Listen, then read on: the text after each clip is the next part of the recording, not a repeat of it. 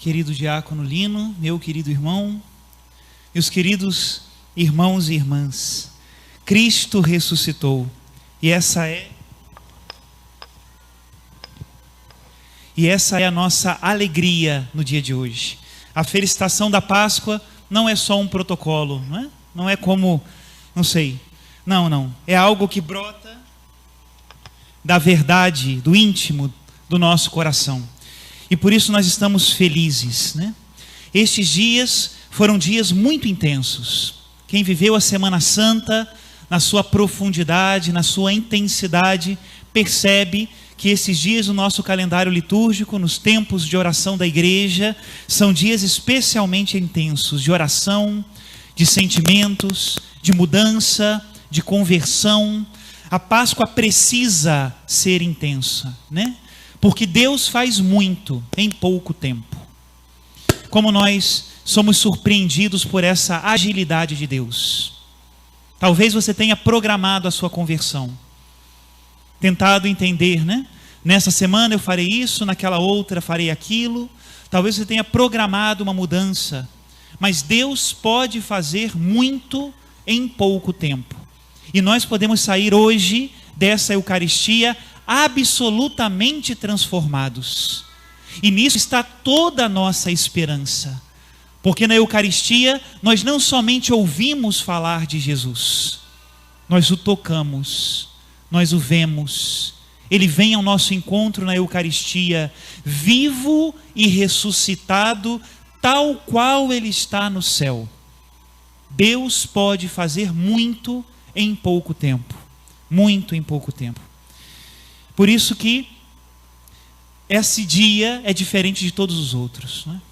Agora, diante de tanta novidade, diante de tudo que Deus pode fazer por nós, é necessário que nós paremos um pouco e recordemos as maravilhas do Senhor. Os discípulos passaram por isso. Se nós olharmos hoje a liturgia da palavra, a primeira leitura é simplesmente uma recordação. Pedro precisava refazer o caminho. Pedro precisava contar aos judeus de novo tudo o que tinha acontecido, para que depois do susto eles pudessem entender o que ia acontecer, o que estava acontecendo, que agora era uma realidade nova. O mundo dormiu escravo no sábado e acordou livre no domingo. Tudo mudou, não é mais o mesmo. Temos o Espírito de Cristo, ressuscitamos com Ele, Ele está no meio de nós. A primeira leitura é isso, né? Vós sabeis o que aconteceu em toda a Judéia, como Jesus Nazareno foi ungido por Deus e pelo Espírito Santo, andou por toda parte fazendo bem, curando a todos os que estavam dominados pelo demônio. Nós somos testemunhas de tudo o que Jesus fez na terra dos judeus e em Jerusalém. Eles o mataram, pregando na cruz, mas Deus o ressuscitou ao terceiro dia. E Ele, Jesus, nos mandou pregar ao povo e testemunhar. E termina com uma citação: todo aquele que crê em Jesus recebe em seu nome o perdão dos pecados. Essa é a novidade. Ontem, quem participou da Vigília Pascal percebeu que a Vigília Pascal é uma grande recordação. Desde a criação do mundo, o pacto com Abraão, a libertação do Egito, as promessas de Deus, a traição do povo, o exílio da Babilônia, a reconciliação com Deus e, por fim, o Cristo Senhor, que vem nos dar a plenitude de todas as coisas. Essa grande recordação de tudo que Deus fez, para que nós possamos entender o que Ele faz conosco agora. Mais uma vez eu repito, desta Eucaristia podemos sair transformados, porque é um encontro com o Cristo ressuscitado. E cada um de nós precisa fazer esse encontro. Algo mudou. Se a nossa vida não muda depois do encontro com Cristo, é porque Ele não nos tocou. Se a Páscoa passa por nós sem nos mudar, é porque você ouviu falar de um Cristo ressuscitado, mas você não se encontrou ainda com o Cristo ressuscitado. São Paulo nos diz isso na segunda leitura. se ressuscitastes com Cristo, olha a condicional, se ressuscitastes com Cristo, esforçai-vos por alcançar as coisas do alto, pois vós morrestes, e a vossa vida está escondida com Cristo em Deus. Esse é o mistério da vida cristã. Tertuliano, no século II, comparava a vida cristã a uma lâmpada, aquelas lâmpadas antigas de azeite, não é? Aquele que vê por fora, pode ficar com medo, é fogo que queima, não é? É algo que pode ter uma grande capacidade de destruição. Aquele que vê de fora vê parte, vê a luz, se alegra com a luz, se alegra com o calor, mas tem medo da chama. Agora, aquele que vê por dentro, aquele que entra no interior da lâmpada, encontra a unção, o óleo, a suavidade de Deus. E é nessa esperança que nós caminhamos. Muitas pessoas dizem, mas padre, a vida cristã é muito exigente. Jesus Cristo se mete em tudo, até nos meus pensamentos, nos meus sentimentos, na minha família, na minha casa, no meu trabalho, no meu modo de amar, de perdoar, de caminhar. Claro que sim. Mas padre, vale a pena? Vale a pena. Quando Cristo, vossa vida, aparecer em seu triunfo, então vós aparecereis também com Ele, revestidos de glória. E essa consciência, a consciência dessa verdade, acontece de uma vez e é para sempre, é definitiva, de uma hora para outra. Meu Deus, como eu gosto de ouvir e de ler e de estudar a história dos santos, não é? E as suas conversões, impressionante. Santa Teresa de Ávila dizia que era uma freira, já era religiosa, já morava num convento, já estava há anos tentando viver o evangelho e praticar a caridade, e de repente, de uma hora para outra, ela encontra com Cristo no convento e tudo muda. Meus irmãos, tudo muda. Quem se encontra com Cristo muda. Fizemos então uma retrospectiva, o que Ele fez, quantos Ele curou, a sua ressurreição, e chegamos hoje ao dia de Páscoa. E nesse momento já não é para voltar o filme, já não é para ver de novo. Agora é hora de congelar a cena. É muito bonito como a igreja vive estes 50 dias do tempo da Páscoa até a solenidade de Pentecostes. É belo, porque a igreja congela a cena. Nós passaremos 50 dias meditando o único dia da ressurreição. Que maravilha! Cristo ressuscitou.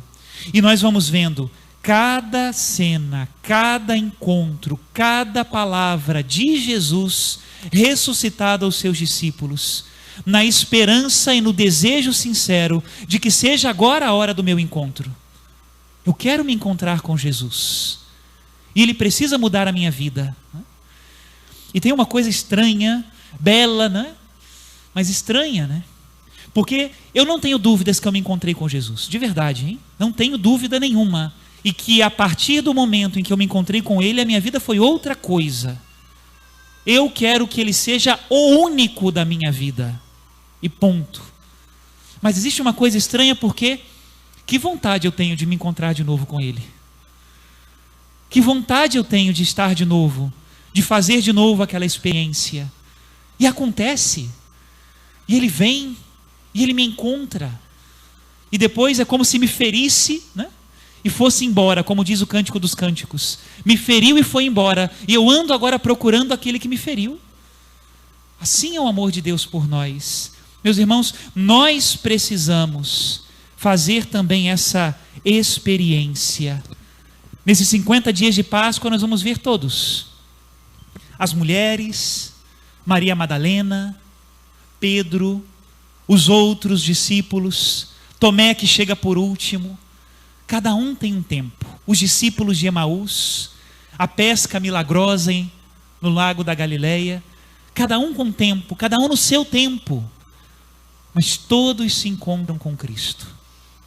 E esse encontro é maravilhoso porque é definitivo. Tenta entender o que significa definitivo. Pois define. Pois é o último. Pois é o fechamento. É o final. E ao mesmo tempo é o começo, porque Ele não nos deixará. Ele caminha conosco. Como é bom encontrar o Senhor. Aquela pedra foi retirada, não para que Ele pudesse sair. Jesus entrou no cenáculo com as portas fechadas. Por que o anjo removeu a pedra? Não foi para que Ele saísse. Foi para que as mulheres entrassem. Foi para que nós entrássemos. Chegássemos ali no túmulo e disséssemos: Ele não está ali, ressuscitou. E essa é a nossa esperança.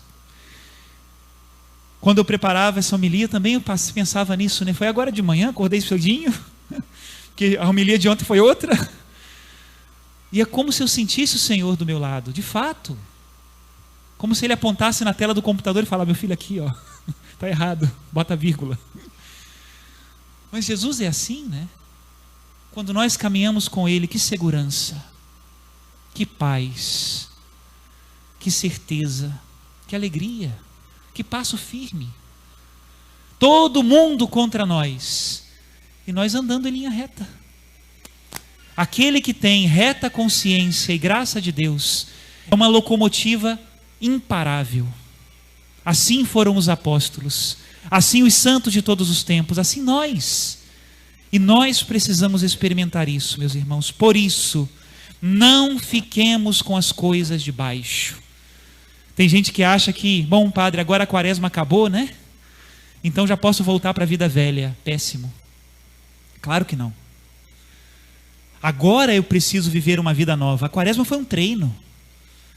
E agora é impositivo. O pecado antes tinha crescido em mim como uma erva daninha, dessas que pegam nas árvores e entram nos troncos, não é? E inutilizam aquele tronco. Não dá para salvar a árvore sem cortar o galho. Isso é a quaresma. Eu olhei aquele galho que estava contaminado e procurei cortá-lo. Já não é meu. Agora é momento da brotação. É momento da vida nova. Em positivo, meus irmãos. Buscar as coisas do alto. Ele está aqui. Ele está conosco. Que a alegria do Cristo ressuscitado mude toda a nossa vida. Que bom quando as pessoas nos veem e dizem, né? O brilho do olhar, né? A certeza de um sorriso sincero, uma mão que se estende, um coração que não se apega ao passado, que perdoa e anda para frente. Isso é vida de ressuscitado, que já não se importa mais com as coisas pequenas. Uma palavra ofensiva, o que me importa? É Cristo que ressuscitou. Às vezes, nesses dias de Páscoa, o encontro com a família também é muito intenso, não é? E tem algumas pessoas que falam umas bobeiras, né? E parece que, não sei, a gente corre o risco de terminar a Páscoa brigado com alguém. Claro que não. Para frente. Jesus ressuscitou. E se meu irmão está amargo, eu tenho que ser as suas 3 colheres de açúcar. Se meu irmão está olhando para baixo, eu tenho que apontar para o alto. E é pelo amor e pelo serviço. Aponta para o alto. Ai, padre, mas o senhor não sabe. Ontem à noite ele pisou no meu pé. Pois bem, hoje lave os pés do teu irmão. Não pisa de volta. O Senhor ressuscitou. Louvado seja nosso Senhor Jesus Cristo. Para sempre seja louvado.